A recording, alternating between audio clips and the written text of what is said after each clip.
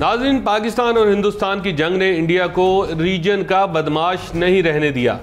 अगरचे ताकत का तवाज़न बिगड़ गया है, मोदी की सियासी चाल उल्टी पड़ गई है और जंग बंदी मुस्तकिल करने की बजाय इंडियन मिलिट्री ऑपरेशन, जी इंडिया के DG military operation seize fire को सिर्फ चंद दिन देते हैं, फिर भी आप यकीन कर लें कि इंडिया फौरी तौर पर पाकिस्तान पर दोबारा हमला नहीं कर सकता, नहीं करेगा। मैं हूं नदीम ज़ईम और आज के वीलॉग में आपको बताऊंगा कि सारी दुनिया की जदीद टेक्नोलॉजी वाले जंगी हथियार होने के बावजूद, राफेल जेट होने के बावजूद इंडिया पाकिस्तान पर फौरी हमला क्यों नहीं कर सकता। इंडिया के एक think tank Indian defence group ने बड़ी तफसीली रिपोर्ट जारी की है। एक स्टडी करने के बाद उन्होंने अपनी हुकूमत को बताया है कि पाकिस्तान पर हमला चीन पर हमला तस्वुर होगा और चाइना पर हमला पाकिस्तान पर हमला तस्वुर किया जाएगा। चाइना के एक तज्जियाकार और साबिक सफ़ीर विक्टर गाओ एक इंटरव्यू में कहते हैं कि पाकिस्तान और चाइना का कोई ऐसा फॉर्मल कॉन्ट्रैक्ट नहीं, लेकिन दोनों एक दूसरे के पीछे स्ट्रेटेजिक सपोर्ट के लिए खड़े ज़रूर होंगे। नाज़रीन, यहाँ एक सवाल पैदा होता है कि क्या इंडिया के हमला करने से पहले उनकी इंटेलिजेंस ने ये बात मोदी सरकार को नहीं बताई होगी, और अगर बताई है तो भारत की कितनी बड़ी बेवकूफ़ी थी कि वो जंग से पहले पाकिस्तानी शहीनों के साथ साथ चाइनीज़ टेक्नोलॉजी को भी नज़रअंदाज कर रहा था। भारत की हमेशा से ये पॉलिसी रही है कि पाकिस्तान को दहशतगर्दी के साथ नत्थी करके इन्हें दुनिया से अलग थलग कर दिया जाए। नाज़रीन, एक प्लान इंसान करता है और दूसरा प्लान कुदरत का होता है। उन्हीं प्लान्स के फ़र्क को जवाल कहते हैं, यानी तारीख बताती है कि बहुत से सुपर पावर्स इसी तफरीक को ना मानकर माजी में कहीं गुम हो चुकी हैं। बस भारत भी एक ऐसे ही जोम में था। जब इंडिया पाकिस्तान पर हमला करने की प्लानिंग कर रहा था तो ऐन उसी वक्त पाकिस्तान में भी एक काउंटर प्लान तैयार हो चुका था। भारत नहीं जानता था कि इस काउंटर प्लान में ताकत पाकिस्तान की होगी और टेक्नोलॉजी चाइना की इस्तेमाल होने जा रही है। ऐसे ही जैसे उधर ताकत भारत की थी और टेक्नोलॉजी इसराइल की इस्तेमाल होने जा रही थी।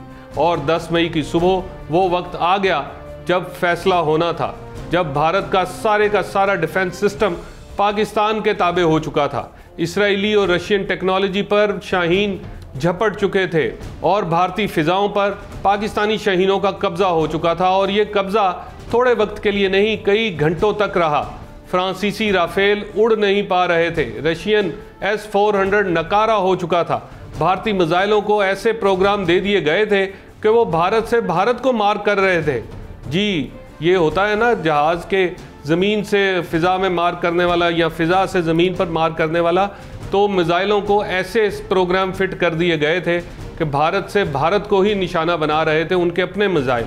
भारतीय कमांड सेंटर पैनिक कर चुका था, सब कुछ बंद करना पड़ा और ऐसे ही देखना पड़ा जैसे तमाशाई बनकर देख रहे होते हैं।